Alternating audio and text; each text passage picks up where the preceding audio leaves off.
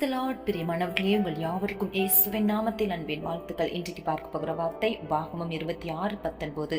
நான் உண்டு பண்ணின எல்லா ஜாதிகளை பார்க்கிலும் புகழ்ச்சியிலும் கீர்த்தியிலும் மகிமையிலும் உன்னை சிறந்திருக்கும்படி செய்வேன் என்கிறார்.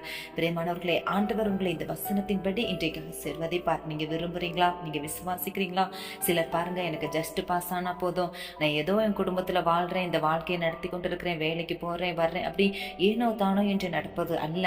ஆண்டவருடைய வசனத்தின்படி நான் எல்லாவற்றிலும் சிறந்திருப்பேன், புகழ்ச்சியிலும் கீர்த்தியிலும் மகிமையிலும் படிப்பிலும் வேலை ஸ்தலத்திலும் செய்கிற எல்லா காரியத்திலும் கர்த்தரனை சிறந்திருக்கும்படி செய்வார்.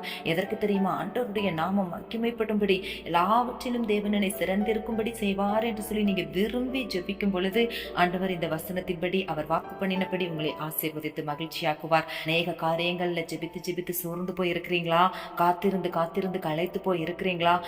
உங்கள் மூலம் ஆண்டவருடைய நாமம் மகிமை வெளிப்படும்படி ஆண்டவர் உண்டு பண்ணின எல்லா ஜாதிகளை பார்க்கிலும் கீர்த்தியிலும் புகழ்ச்சியிலும் மகிமையிலும் உங்களை சிறந்திருக்கும்படி செய்வதற்காக சில உபத்திரவங்களை அனுமதித்து, சில போராட்டங்களை அனுமதித்து அவர் காத்திருக்க வைக்கிறார். ஆண்டவருடைய வாக்குத்தத்தம் உங்கள் மூலம் நிறைவேறும் பொழுது அது அநேகருக்கு ஆசீர்வாதமாய் மாறும், அநேகருக்கு பிரயோஜனமுள்ளதாய் மாறும்.